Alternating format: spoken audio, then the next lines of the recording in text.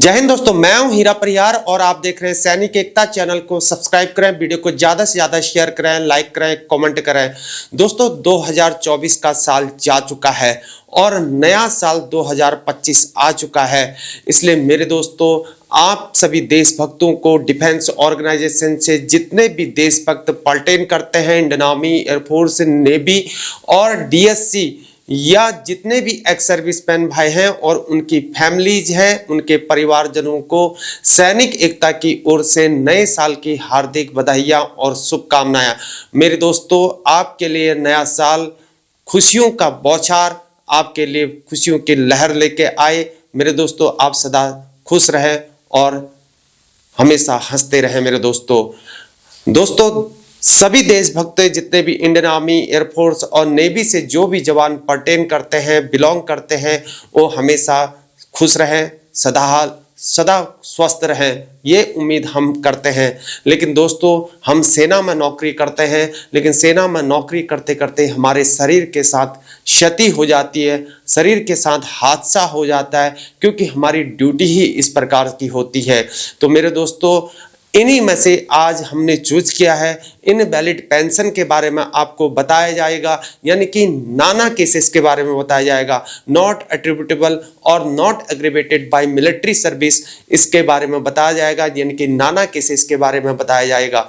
ये 15 साल से नीचे और 10 साल के बाद जो यहाँ पर इनवैलिड आउट होंगे, यानी इनवैलिडेड यहाँ पर आउट होंगे, उनके बारे में बताया जाएगा। मेरे दोस्तों, यहां पर नाना केसेस में आपकी डिसेबिलिटी कितनी परसेंट है ये कोई मायना नहीं रखता है मेरे दोस्तों, यानी कि डिसेबिलिटी इसमें मायने नहीं रह सकती है। यानी कि आपको डॉक्टर आपकी डायग्नोस, अब डॉक्टर ने आपको डिजीज को डायग्नोस किया है और उसके बाद आपको डॉक्टर के द्वारा घर भेजा जा रहा है या सीओ के द्वारा घर भेजा जा रहा है, यानी कि आपके कमांडिंग ऑफिसर के द्वारा आपको घर भेजा जाता है, यानी कि शेल्टर अपॉइंटमेंट को विड्रॉल किया जा रहा है और आपको शेल्टर अपॉइंटमेंट नहीं दिया जा रहा है, यानी कि शेल्टर अपॉइंटमेंट आपके यूनिट में अवेलेबल नहीं है। इस केसेस में अगर आपको घर भेजा जाता है तो वह नाना केसेस कहलाता है, not attributable to military service और not aggravated by military service. तो इस हालात में जो है यहाँ पर डिसेबिलिटी कोई भी मायने, परसेंटेज कोई भी मायने नहीं रखता है। तो इन बातों को समझना बहुत जरूरी है। लेकिन आपको हमेशा यह ध्यान रखना है कि शेल्टर अपॉइंटमेंट में आपने अनविलिंग नहीं करना है। अगर आपने अनविलिंग कर दिया तो उस केसेस में आपको इनवैलिड पेंशन किसी भी हालत में नहीं मिलेगी, क्योंकि आपने शेल्टर अपॉइंटमेंट में आपने विलिंग में साइन न करके आपने अनविलिंग में साइन कर दिया। मेरे दोस्तों, आपने ये गलती नहीं करनी है। तो आगे बढ़ते हैं मेरे दोस्तों, इसको समझते हैं, कैलकुलेशन को समझते हैं, किस प्रकार से इनवैलिड आउट केस में जो है यहाँ पर पेंशन यहाँ पर ऑथराइज होती है। जो भी इंटॉक्सिकेशन होता है, जो भी एडीएस अल्कोहल डिफिशिएंसी सिंड्रोम है, अगर डॉक्टर ने उसको डायग्नोस किया है तो उस वाले केसेस में आपको डिसेबिलिटी ऑथराइज की जाती है। लेकिन डॉक्टर ने आपको डिजीज को ऑथराइज किया हुआ होना चाहिए, यानी कि डिजीज को डायग्नोस किया होना चाहिए। तो उन बातों को समझते हैं मेरे दोस्तों, नहीं तो एडीएस वाले केसेस में यहां पर कोई भी पेंशन नहीं मिलती है। लेकिन डॉक्टर ने अगर डायग्नोस किया है तो डेफिनेटली मिलती है, यानी कि फौज के कारण हुआ है। तो आगे बढ़ते हैं मेरे दोस्तों, इनवैलिड कैलकुलेशन नाना केसेस की बात करते हैं। जैसा कि आपको ब्लैक यहां पर व्हाइट बोर्ड में दिखाई दे रहा है मेरे दोस्तों, यह ERGMO 2023 21 सितंबर 2023 के बाद जो रेगुलेशन आए हैं उसके अनुसार है। एक होता है 4 जनवरी 2019 के बाद इनवैलिड पेंशन को ऑथराइज किया गया था, जो कि 10 साल से कम सर्विस जिनकी है उनको भी इनवैलिड केस पेंशन मिली जाती है। उसके केस, उसकी शर्तें कुछ अलग हैं, यानी कि जिनको इंसैनिटी की प्रॉब्लम होती है, मेंटल डिसेबिलिटी हो जाती है, उस वाले केसेस में आपको इनवैलिड पेंशन ऑथराइज है, यानी कि 10 साल से नीचे जब हम होते हैं। तो इन बातों को समझना बहुत जरूरी है। यह रेगुलेशन 58 पैरा 2008 का पार्ट 1 इसमें इंक्लूड है, यानी कि इसमें चेंजमेंट नहीं हुआ है। चेंजमेंट इतना ही हुआ है जो 4 जनवरी 2019 प्लस GMO 2023 के अकॉर्डिंग की इनवैलिड पेंशन उसी को ऑथराइज होगी जो यहां पर इनवैलिड पेंशन इनवैलिडेट भेजा जाएगा, यानी कि शेल्टर अपॉइंटमेंट में अनविलिंग नहीं करना है, विलिंग करना है। तो यहां पर देखते हैं इनवैलिड पेंशन जो होती है वह 50% लास्ट रिकॉनेबल इमोलमेंट से होती है मेरे दोस्तों। रिकॉनेबल इमोलमेंट से मतलब होता है बेसिक पे, क्लास पे, ग्रुप एक्स पे और एमएस पे, जो भी इतना जब मिल रहा है तो इनको जोड़ के जो अमाउंट आएगा वही रिकॉनेबल इमोलमेंट होता है। और इमोलमेंट्स होते हैं बेसिक पे, क्लास पे, ग्रुप एक्स पे और एमएस पे जो है यह अलग अलग खंड में इमोलमेंट्स कहलाते हैं। तो मेरे दोस्तों आगे बढ़ते हैं। एमोलमेंट्स हो गया जैसे 31,300 मैंने ले रखा है, 31,000 जिसकी सर्विस मैंने मान रखी है, यहाँ पर 11 साल किसी जवान की मैंने सर्विस मान रखी है। नाम उसका मानना है मैंने लास्ट नायक राजेंद्र सिंह है, इन्फेंट्री बटालियन का सोल्जर है या आर्मर्ड का है या एडी का है, किसी भी बटालियन का, किसी भी यहाँ पर उस ऑर्गेनाइजेशन का यहाँ पर से वो इंस्टीट्यूट का बिलोंग करता हो। तो मेरे दोस्तों यहां पर लास्ट नायक राजेंद्र सिंह हो गया। रीजन फॉर डिस्चार्ज, मेन चीज है रीजन, रीजन की स्पेलिंग मैंने गलत लिख दी, REES on. Reason discharge, reason for discharge क्या है, no shelter appointment in unit, तो उसके शेल्टर अपॉइंटमेंट यूनिट में नहीं है, यानी कि उसके पास कोई अल्टरनेट ऑप्शन नहीं है ड्यूटी के लिए, यानी कि उसको ड्यूटी पर बटालियन के अंतर्गत, यूनिट के अंतर्गत कोई उसको अल्टरनेटिव ड्यूटी नहीं दी जा सकती है, इसलिए उसको घर भेजा जा रहा है, यानी कि सेना में उस सेना के लिए वह फिट नहीं है, ऐसा करार किया गया है मेडिकल गाइडलाइन के अनुसार। तो मेरे दोस्तों इस प्रकार से जो है डिसेबिलिटी नॉट रिक्वायर्ड, इसमें डिसेबिलिटी रिक्वायर्ड नहीं है, यानी कि आपको डिसेबिलिटी परसेंटेज मिले या न मिले इसमें नॉट रिक्वायर्ड।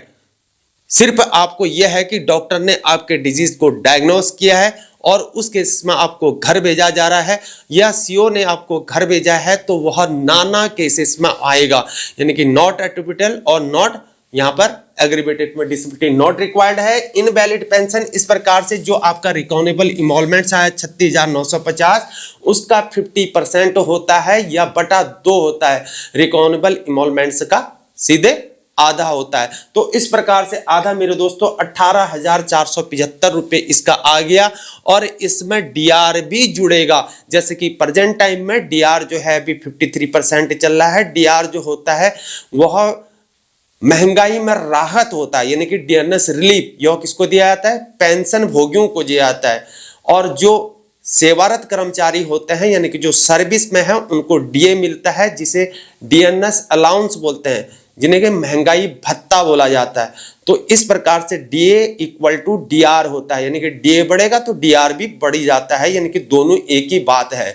तो इस प्रकार से 53% चल रहा है, तो 18,475 का 53 निकालेंगे तो 9,791.75 इसका डीआर निकल के आ गया। और डीआर जो है इसमें जुड़ जाएगा इनवैलिड पेंशन में, तो 18,475 9,791.75 रुपए हो गया। इस प्रकार जोड़ के 28,266.75 और राउंड ऑफ करके 28,267 रुपए उसका ये pension invalid pension total pension हो जाएगी।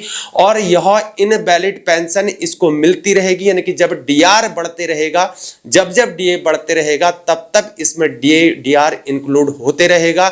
यानी कि एक बात जब इंडिविजुअल की, यानी कि उस रिटायर्ड सैनिक की जो इनवैलिड पेंशन ले रहा था, अगर उसको उसकी डेथ हो जाती है एक लंबी उम्र के बाद या किसी आकस्मिक उसकी मृत्यु हो जाती है, भगवान न करे ऐसा किसी के साथ हो, लेकिन शरीर है एक दिन जाना ही है, लेकिन अगर चले जाता है तो उस वाले केसेस में यह अनोखे नेक्स्ट ऑफ किन को यह पेंशन ट्रांसफर हो जाती है, यानी कि फैमिली पेंशन उसको ट्रांसफर हो जाती है। इन बातों को समझना मेरे दोस्तों बहुत जरूरी है। और इस प्रकार से यहां पर ये था इनवैलिड पेंशन का कैलकुलेशन। मेरे दोस्तों आपको हमेशा ये ध्यान रखना है कि आपको अनविलिंग यहां पर किसी भी हालत में नहीं करना है, नहीं तो आपको सीधे और सीधे सूखा घर भेजा जा सकता है। तो मेरे दोस्तों आपने इसको ध्यान रखना है। और जब भी आप इनवैलिड पेंशन यानी कि रिटायर होने वाले हैं तो आप अपने रिकॉर्ड में टच रहें मेरे दोस्तों, और रिकॉर्ड से अपने रिकॉर्ड ऑफिस से जरूर संपर्क करें। वहां बताएं कि यहां पर अगर आपको पलटन किस से डायरेक्ट भेजा जा रहा है, यानी कि बटालियन से आपको सीधे डायरेक्ट भेजा जा रहा है कि तू जा घर, और आपको हॉस्पिटल से डॉक्टर के द्वारा जो है आपको जो हॉस्पिटलाइजेशन करके सीधे घर भेजा जा रहा है, यानी कि रिपोर्ट नहीं करनी है आपने, सीधे घर भेजा जा रहा है, या आपको बटालियन से सीधे घर भेजा जा रहा है, यानी कि आपको रिपोर्ट नहीं करना है, तो इस वाले केसेस में आपने अपने रिकॉर्ड में संपर्क करना है। यानी कि घर आप जब आते हैं तो अपने रिकॉर्ड में संपर्क करें और उसके बाद रिकॉर्ड ऑफिस में जाके बताएं कि मेरे को इनवैलिडेट आउट किया गया है, इस प्रकार से मेरे इनवैलिड पेंशन का हिसाब किताब दीजिए। तो इन बातों को समझना जरूरी है और इनवैलिड पेंशन को स्टार्ट कीजिए, और स्टार्ट होने में कम से कम 3 से 4 महीने लग सकते हैं। मेरे दोस्तों, आपने इस बातों को समझना है, कोई भी गलती नहीं करना है। और मैं उम्मीद करता हूं कि मेरे दोस्तों ये जानकारी आपको पसंद आई होगी, ये वीडियो आपको अच्छा लगा होगा। मेरे दोस्तों, नया साल आ रहा है, मैं चाहता हूं कि हम चाहते हैं कि कोई भी देशभक्तगण जितने भी है उनको यहाँ पर कोई भी क्षति शरीर के साथ न हो, क्योंकि इंसान जब फिजिकली फिट घर आता है तो समझो कि उसके ऊपर कोई देवता का हाथ है, यानी कि देवता का वरदान उसको मिला है। अगर वो फिजिकली फिट आता है तो उससे खुशहाल व्यक्ति कोई नहीं है, उससे सुखी व्यक्ति कोई नहीं है। मेरे दोस्तों, अगर फिजिकली अनफिट अगर घर आता है, शरीर टूट के अगर घर पहुंच जाता है, तो समझो कि मेरे दोस्तों उसके साथ दुखों का पहाड़ हो जाता है। मेरे दोस्तों, जब भी आप अगर बुढ़ापे की ओर जाते हैं, शरीर में अगर टूट फूट हुई होगी तो शरीर डेफिनेटली दर्द करता है। मेरे दोस्तों, इन बातों को समझना है, क्योंकि हमने इन बातों को देखा है। इन फौज में रहते हुए मैं कई पेशेंट से हम लोग मिले हुए हैं, तो मैं देखा हूं कि उनको काफी दुखों का संकट करना पड़ता है। मेरे दोस्तों, होने को तो हमने सेना ज्वाइन करी है, हमको पहले से पता था कि सेना में ऐसा होना है। हम वॉलंटियर सेना में भर्ती हुए थे और हमको जोश था सेना में आने के लिए, देशभक्ति का जज्बा था, और इस वजह से हमको ड्रेस अच्छी लगती थी, इसलिए हमने सेना को ज्वाइन किया। और सेना हमारे रग रग में होता है। आप भले ही रिटायर चले जाएं और मरने दम तक जो है सैनिक की जो छाप है ना, फौज की जो छाप, वो हटती ही नहीं है किसी भी हालत में। तो मेरे दोस्तों, इतना ही मेरा कहना है कि आप सदा खुश रहें। आपको वीडियो पसंद आई होगी। मेरे दोस्तों, हमारे चैनल को जरूर सब्सक्राइब करें। हमारे चैनल को यानी कि आपके चैनल को, जिसका नाम ही सैनिक एकता है, अपने चैनल को जरूर यहाँ पर मोटिवेट करें।